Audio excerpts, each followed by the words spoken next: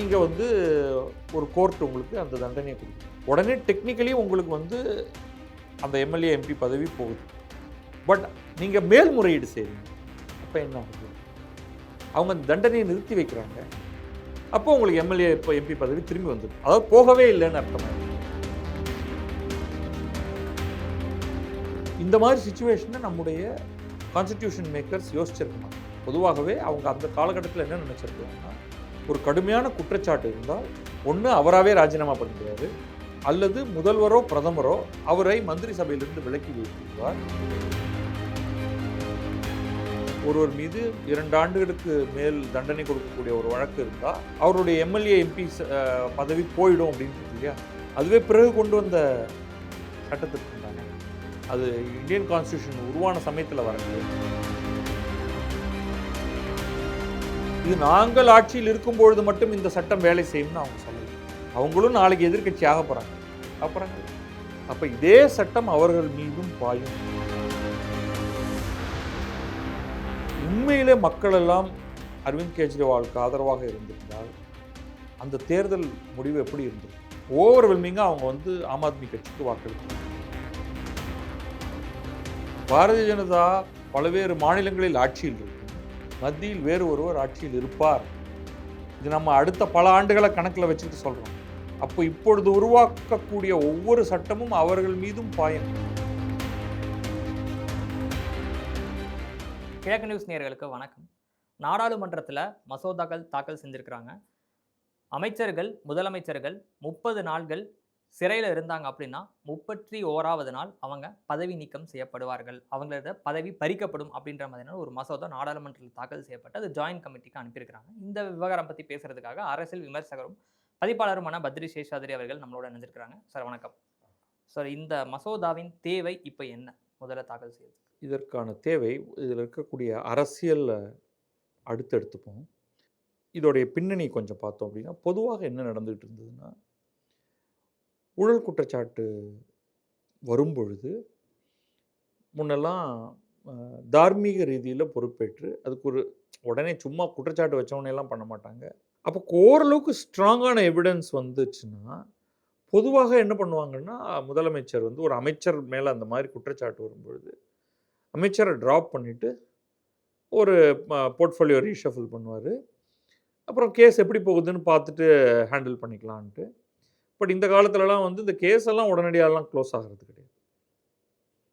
அப்போ இன்க்ரீசிங்லி என்னாச்சு, இந்த செகண்ட் ஸ்டேஜில் நீ என்ன வேணாலும் குற்றச்சாட்டு சொல்லு, நான் வேலையை விட்டு போக மாட்டேன், நான் மினிஸ்டராக தான் இருப்பேன். ஏன்னா நான் மினிஸ்டராக இருக்கிறதுக்கு காரணமே நான் அந்த ஆளும் கட்சிக்கு என்ன கொண்டு வரேன் அப்படிங்கிறதுல, வாக்குகளாக மற்ற பல விதங்களில் பவர் நான் கொண்டு வரேன்.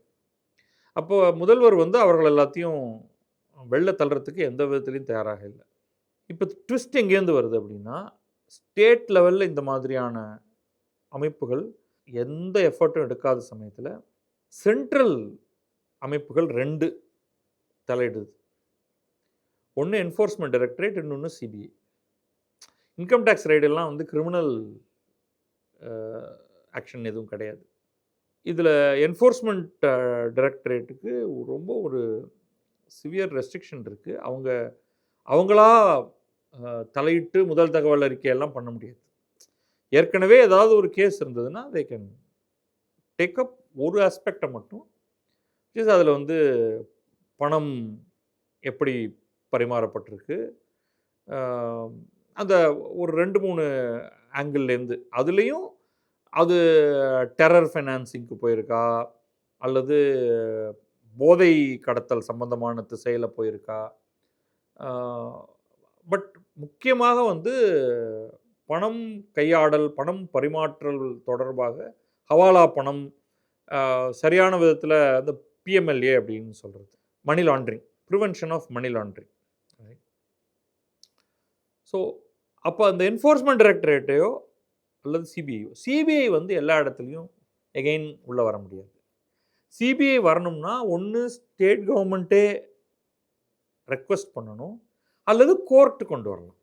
இந்த ஃப்ரேம் ஒர்க், இந்த செகண்ட் ஃப்ரேம் ஒர்க்கில் என்ன ஆகுதுன்னா, ஸ்டேட் மினிஸ்டர்ஸ் மேலே சென்ட்ரல் ஏஜென்சிஸ் ஏதோ ஒரு விதத்தில் வந்து கேசஸ் ஃபைல் பண்ணுது. இப்போ தான் இது அரசியல் ஆகுது. ஸ்டேட் ஒரு பார்ட்டிலையும் சென்ட்ரல் இன்னொரு பார்ட்டிலையும் இருக்கும் பொழுது ஒரு எக்ஸ்ட்ரா லிவரேஜ் சென்ட்ரல் கவர்மெண்ட்டுக்கு அண்ட் தேர்ஃபோர் சென்ட்ரல் கவர்மெண்ட்டை நடத்திக்கிட்டு இருக்கிற கட்சிக்கு கிடைக்குது. அப்போ யூஸ்வலி அங்கே என்ன நடக்கும் இதுக்கு முன்னாடி அப்படின்னா, ஒரு மாதிரி ஒரு கேஸ் ஃபைல் ஆன உடனே அல்லது அவங்களுக்கு ஈவன் ஜெயிலுக்கு போட போகிறாங்க அப்படின்னாலே உடனே அவர் வந்து பதவி விலகிடுவார். அல்லது முதல்வர் ஒரு அமைச்சராக இருக்கும் பட்சத்தில் பதவியை எடுத்துட்டு அது வேற ஒருத்தர் கொடுத்துருவாரு. இதெல்லாம் ரிசால்வ் பண்ணிட்டு வா அப்புறம் பார்த்துக்கலாம் அப்படின்ட்டு. பட் வரிசையாக என்னாச்சுன்னா ஒரு 2-3 கேஸில் அரவிந்த் கெஜ்ரிவால் முதல்வராக இருந்தார். அவர் பதவியெல்லாம் விலகிறதுக்கு தயாராக இல்லை. அது ஒரு அவர் மட்டும் இல்லை, டெல்லியில் சீரீஸ் ஆஃப் மினிஸ்டர்ஸ் கெஜ்ரிவாலுக்கு முன்னாடியே.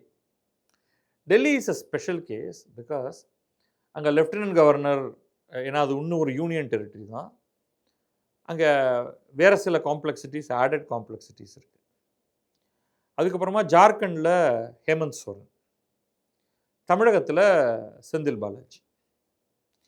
இந்த 3 ஸ்டேட்லேயும் மல்டிபிள் ஆட்கள். பட் பேசிக்கலி ஹேமந்த் சோரன், செந்தில் பாலாஜி, அரவிந்த் கெஜ்ரிவால், மற்றவர்களை கூட விட்டுருவோம். இந்த 3 கேஸ்லையும் என்னாச்சு அப்படின்னா, இவங்க ஃபர்தர் கோர்ட்டுக்கு போய் நாங்கள் எந்த விதத்துலேயும் பதவி விலக போகிறதில்ல அப்படின்னு சொன்னாங்க. அவங்க ஜெயிலில் அடைக்கப்பட்டார்கள். அப்போ அவங்களுடைய பதவியை அவங்க ஃபோர்ஸபிளி அந்த போர்ட்ஃபோலியோ இன்னொருத்தருக்கு கொடுக்க வேண்டியதாக இருந்தது. கெஜ்ரிவால் மட்டும் தன்னுடைய பதவியை கொடுக்கறதுக்கு கூட தயாராக இல்லை.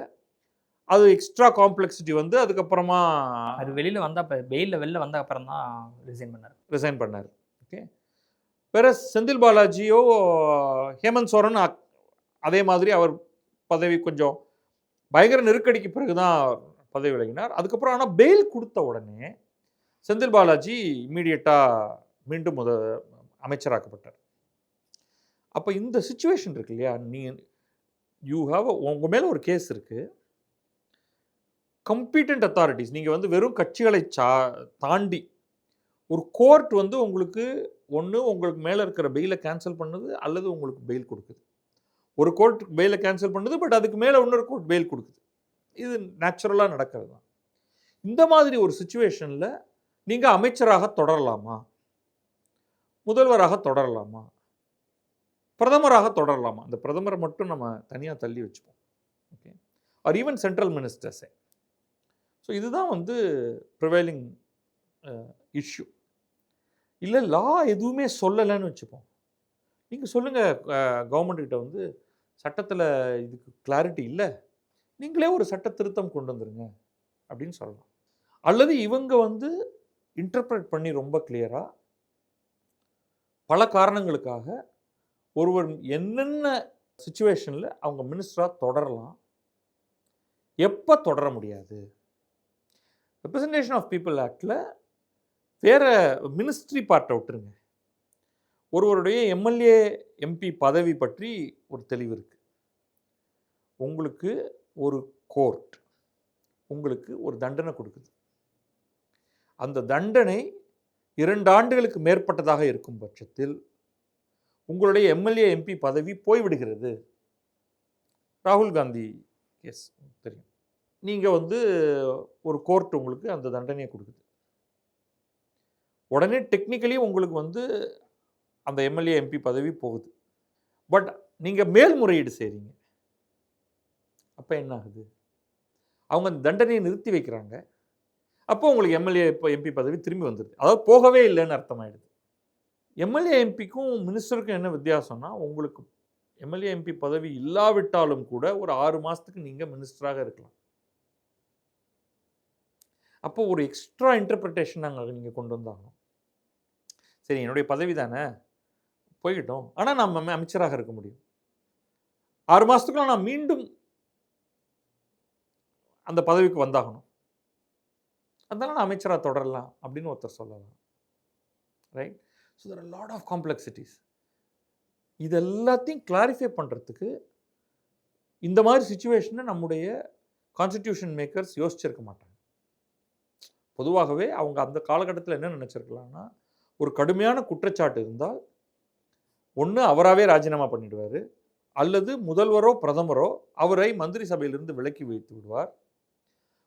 முதல்வர் மீதோ பிரதமர் மீதோ மிக கடுமையான குற்றச்சாட்டு இருக்கும் பட்சத்தில் அவருமே பதவி விலகி விடுவார் அப்படின்னு ஒருவேளை அவங்க எதிர்பார்த்திருக்கலாம். ஆனால் இன்க்ரீசிங்லி அதெல்லாம் நடக்க போகிறது கிடையாது. அப்போ அந்த மாற்றத்தை கொண்டு வரதுக்கு மட்டும்தான் இந்த சட்டம்னு நீங்க உறுதியா நம்புறீங்களா? ஏன்னா இப்ப அப்படிலாம் என் கேள்வி என்னன்னா, சொல்லிடுறேன். கடந்த காலங்கள்ல தொடர்ச்சியா எதிர்க்கட்சியா இருக்கக்கூடிய தலைவர்கள் மீது, அரசியல் தலைவர்கள் மீது தான் அந்த பெரும்பாலான வழக்குகள் பதியப்படுது அமலாக்கத்துறையினால் அப்படின்றது பெரிய குற்றச்சாட்டு. இது நாங்கள் ஆட்சியில் இருக்கும் பொழுது மட்டும் இந்த சட்டம் வேலை செய்யும்னு அவங்க சொல்லலை. அவங்களும் நாளைக்கு எதிர்க்கட்சி ஆக போறாங்க. போறாங்கல்ல, சாஸ்வதமாக எல்லா வரும் அனைத்து அடுத்த 100 ஆண்டுகளில் பாரதிய ஜனதா கட்சி மட்டும்தான் ஆட்சியில் இருக்க போகுதா?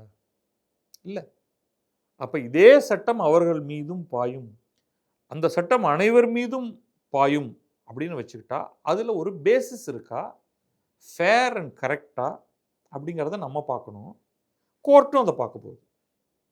ஓகே, இப்போ நம்ம இந்த ஒருவர் மீது 2 ஆண்டுகளுக்கு மேல் தண்டனை கொடுக்கக்கூடிய ஒரு வழக்கு இருந்தால் அவருடைய எம்எல்ஏ எம்பி பதவி போயிடும் அப்படின்னு இருக்கு இல்லையா? அதுவே பிறகு கொண்டு வந்த சட்ட திருத்தம் தானே. அது இந்தியன் கான்ஸ்டியூஷன் உருவான சமயத்தில் வரலையே. அவங்க எப்படி பார்க்குறாங்கன்னா, there is a lack of clarity. அதை இந்த சட்டம் அதற்கு ஒரு கிளாரிட்டி கொடுக்கும். நான் வந்து ஒரு ஓட்டு போற ஒரு சாமானியன், நான் வந்து இவர் எனக்கு முதல்வரா வரணும் அப்படின்னு இவருக்கு நான் வாக்களிக்கிறேன். அவர் முதல்வர் ஆகிறார். நான் தேர்ந்தெடுக்கப்பட்ட ஒரு தலைவரா அங்க ஒருத்தர் இருக்கிறாரு. அந்த நேரத்துல மத்தியில இருக்கக்கூடிய, அது இர்ரெஸ்பெக்டிவ் ஆஃப் கட்சின்னே வச்சுக்குவோம், நம்ம இந்த ஒரு வாதத்துக்கு வச்சுக்குவோமே. ஸோ அவங்க வந்து என்ன பண்றாங்கன்னா, இந்த மாதிரி 30 நாளுக்கு அப்புறமா இவங்க ஜெயிலில் இருந்துட்டாங்கன்னு சொல்லி பதவியை பறிச்சுட்டாங்க. ஒருவேளை அந்த குற்றம் சாட்டப்பட்ட அந்த தலைவர் வந்து குற்றமற்றவர் அப்படின்னு பின்னாடி நிரூபணமாகி வெளியில வரார் அப்படின்னா, இப்போ நான் ஓட்டு போட்டு தேர்ந்தெடுத்த ஒரு தலைவனை அவங்க வந்து இந்த இடத்துல ஒரு கன்ஃபியூஷனை கிரியேட் பண்றாங்க. அப்ப இங்க மக்களாட்சி முறை என்னன்றத அடிப்படையே வந்து இங்க நீங்க ஆட்டி பார்க்குற மாதிரி இருக்குல்ல, அதை வந்து ஒரு சாரார் வந்து தங்களுடைய சுய லாபத்துக்காக பயன்படுத்துறாங்க அப்படின்றப்போ அது ரொம்ப பெரிய ஒரு விஷயமா இருக்கும்லன்ற. இன்னும் அந்த கட்சியை நீங்க ரிமூவ் பண்ண முடியாதுல்ல. நீங்க வந்து இவர் முதல்வராகணும்னு தான் நீங்க பண்றீங்க. ஓகே, இவர் என்னுடைய கல்வி அமைச்சராகணும்னு நீங்க ஓட்டு போடுறீங்களா? அப்படிலாம் இல்லை இல்லையா? யார் கல்வி அமைச்சராகணுங்கிறதே அங்கே முதல்வர் தான் தீர்மானிக்கிறார். நீங்க முதல்வரையாக வச்சுக்கிட்டு சொல்றீங்க. ஓகே, அரவிந்த் கெஜ்ரிவால் கேஸ் எடுத்துக்கிட்டு, அரவிந்த் கெஜ்ரிவால் கேஸோ அல்லது டெல்லி ஆட்சியை பற்றின ஒரு கேஸோ எடுத்துக்கிட்டோம்னா, உண்மையிலே மக்கள் எல்லாம் அரவிந்த் கெஜ்ரிவாலுக்கு ஆதரவாக இருந்திருந்தால் அந்த தேர்தல் முடிவு எப்படி இருந்திருக்கும்? இத்தனைக்கு பிறகு ஓவர்வெல்மிங்காக அவங்க வந்து ஆம் ஆத்மி கட்சிக்கு வாக்களித்திருக்கணும்.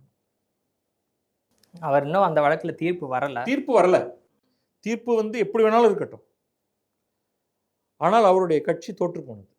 அதனாலேயே அதுக்கு இதுவுமே காரணமா இருந்திருக்கலாம்ன்ற, அதுக்கு தான் சொல்ல வந்தேன். இல்லை, அதான் நீங்க உண்மையிலேயே வந்து ஒருவர் மீது உங்களுக்கு அவர் நம்முடைய முதல்வர், இவர்கள் பொய் வழக்கு போடுகிறார்கள்னு நினைச்சிருந்தா அவங்க வந்து இந்த வழக்கை பற்றியெல்லாம் கவலையப்பட்டிருக்க மாட்டாங்க.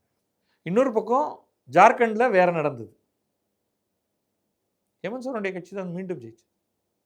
இந்த சுச்சுவேஷனும் மாறப்போகுது அப்படிங்கிறது தான் நான் சொல்கிறேன். பாரதிய ஜனதா பல்வேறு மாநிலங்களில் ஆட்சியில் இருக்கும், மத்தியில் வேறு ஒருவர் ஆட்சியில் இருப்பார். இது நம்ம அடுத்த பல ஆண்டுகளை கணக்கில் வச்சுக்கிட்டு சொல்கிறோம். அப்போ இப்பொழுது உருவாக்கக்கூடிய ஒவ்வொரு சட்டமும் அவர்கள் மீதும் பாயும். ஒன்று. ரெண்டாவது, இன்னொரு பக்கம் மாநிலத்தில் ஆட்சிகள் மாறிக்கொண்டுதான் இருக்கின்றன இப்போ. அப்போ ஒரு எக்ஸாம்பிள் எடுத்துக்கிட்டோம்னா, இந்த சட்டம் வெறும் எதிர்க்கட்சிகள் மீது மட்டும் பாயும் என்பது கிடையாது. ஒரு எக்ஸாம்பிளாக நம்ம வந்து சத்தீஸ்கர் எடுத்துப்போம். சத்தீஸ்கரில் இப்பொழுது பாரதிய ஜனதா ஆட்சியில் இருக்கிறது. கட்டாயமாக அடுத்து திரும்பி ஆட்சி மாற்றம் நடக்கும் அங்கே. ஏன்னா அங்கே வந்து தொடர்ந்து பல ஆண்டுகள்லாம் இருந்தே ஆகணும். இதுக்கு முன்னாடி காங்கிரஸ் இருந்தது. அப்போ புதிதாக வரக்கூடிய காங்கிரஸ் 1-2 மினிஸ்டர் மீது ஊழல் வழக்குகள் போடலாம், முடிவுக்கு வந்திருக்காது. திரும்ப பாரதிய ஜனதா அரசு ஆட்சிக்கு வரும், ஒருத்தர அமைச்சராக்குவாங்க. ஒரு சென்ட்ரல் ஏஜென்சியெல்லாம் வர வேண்டாம். ஹைகோர்ட் வந்து இல்லை, அவரை மீண்டும் ஜெயிலில் போடுங்க என்று ஒரு தீர்ப்பை கொடுக்கலாம். இதெல்லாம் தியரிட்டிக்கலி பாசிபிள் இல்லையா? அப்பொழுது அவர் அமைச்சராக இருந்தால் அவர் பதவி இழக்க நேரிடும். ஒத்துக்கிறீங்களா? அப்படிப்பட்ட வழக்கு ஒரு முதல்வர் மீது இருந்தால், பாரதிய ஜனதா முதல்வர் மீது இருந்தால், அவர் பதவி இழக்க நேரிடும். இந்த ரெண்டுத்தையும் நீங்கள் அக்செப்ட் பண்ணுறீங்களா இல்லையா? திரும்ப அவர் போய் ஃபைட் பண்ணி சுப்ரீம் கோர்ட்டுக்கு போய் ஏதாவது பண்ண வேண்டியிருக்கும். So it is not necessarily only for opposition parties. அப்போ இது ஒன்லி ஃபார் பாரதிய ஜனதா ஆதரவுக்கு எதிர்க்கட்சிகள் மீது மட்டும், பாரதிய ஜனதாவுக்கு எதிர்க்கட்சிகள் மட்டும் அப்படின்னு சொல்ல முடியாது இல்லையா? இதில் நம்ம என்ஃபோர்ஸ்மெண்ட் டைரக்டரேட்டை கொண்டு வரல, சிபிஐயை கொண்டு வரல. ஒரு ஸ்டேட் போலீஸ் அதோடைய லஞ்ச ஒழிப்புத்துறை செய்யக்கூடிய செயல்பாடுகளை மட்டுமே தான் வச்சு சொல்றோம். ஆனால் அது யூனிஃபார்ம்லி அப்ளிகபிள் டு ஆல் அப்படிங்கிறத மட்டும் நீங்கள் கவனிக்கணும். ஆனால்னு கடந்து போகல. இப்பொழுதே அது ராஜஸ்தானில், பல மாநிலங்களில், இதில் கர்நாடகாவில் அங்கேயே ஆட்சி மாற்றம் நடந்துகிட்டே இருக்கக்கூடிய ஒரு இடம். பல இடங்களில் இது நடக்க போகுது. பாரதிய ஜனதாவின் மினிஸ்டர்ஸ்க்கு, இன்க்ளூடிங் சீஃப் மினிஸ்டர்ஸ்க்கு இது நாளைக்கு ஆபத்தாக முடியலாம். பார்க்கலாம். அடுத்து இனி அது வின்டர் செஷனில் தான் ஃபைல் பண்ணுவாங்கன்னு நினைக்கிறேன். அப்போ என்ன நடக்குதுன்றதை நம்ம பொறுத்திருந்து பார்க்கலாம். நன்றி.